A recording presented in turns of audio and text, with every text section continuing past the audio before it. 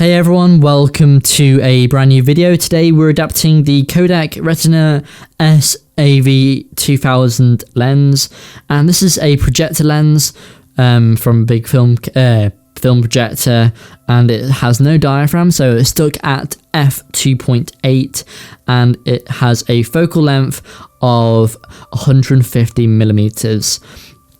This lens is really interesting.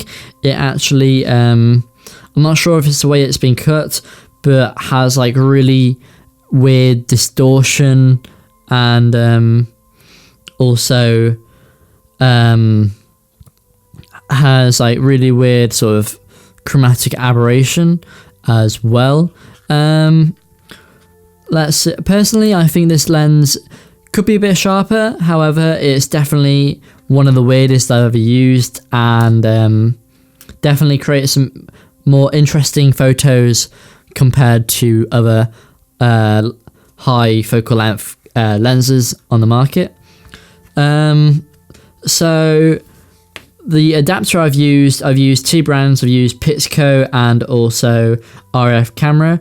Pixco helicoids are available on Amazon and eBay.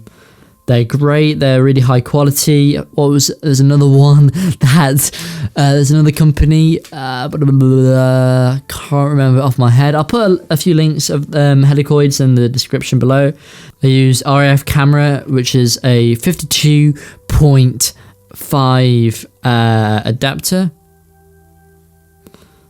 and then we got two M65, and then we got M65 to Canon EOS, which just allows me to adapt it onto my camera as well. Helicoids come in different sizes. If you want me to do a video specifically on that, I don't know if that'd be interesting for you guys. Basically, it just depends on how big the lens is. So you can get M42, M52, and M65. That's the ones I've seen on the market. I don't think there is any more. So once you purchased your lens, my lens actually cost £2, which is pretty insane. I got it from like a company when I went to a photography show that sells sort of vintage lenses. Thankfully, I think a lot of the people were just after sort of easily, I guess, sort of adaptable lenses, so a lot of the projector lenses were kind of left there, and I got this one for about, I think it was like £4, and I got another lens as well which was about £2. So I really would recommend kind of going to these photography shows and sort of hunting down these kind of weird lenses.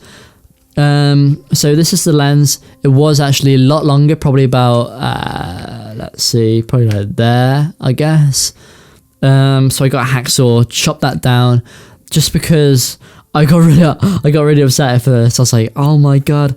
So I basically placed the lens. It basically came out like that originally, and it wouldn't adapt. It wouldn't focus at all, apart from like to like 5 meters. And then I was like, oh my god, it's useless. What the heck? But then I found out that it actually meant to chop it to so it fits the to get infinity focus. So you want to chop it down, and then perhaps sand it down as well, and make sure you get rid of all the sort of metallic sort of dust as well, just so that doesn't fall on your camera sensor and damage it potentially. And then you're good to go. Maybe clean the elements as well, and then that should slot into place. And this setup pretty much cost me probably about £44, including the lens as well. And that, I personally, when I first like found out how much all these cost, I thought, blimey, that is a decent amount of money for like a lens what might not actually be that decent. And it actually is worth every penny, as you can see, this lens pops out, and any lens can actually just go in there and just be adaptable. I've used this adapter on another lens, and I'm sure I probably will purchase another projector and another lens at some point as well, which can be used for this adapter. So yes, it can look quite expensive from the get-go. However, when you look at it in the long run, it's very, very cheap. So what you want to do once you've built your adapter, just slide it in like this, and then you have the sort of iron, Allen key, I want to say, I don't know. You want to plug it in. You want to sort of slot that into these two holes.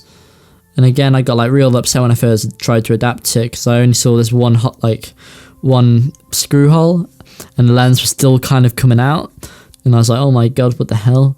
But then there's another one as well, what you want to make sure you tighten, and then you're good to go and take some photos and some videos.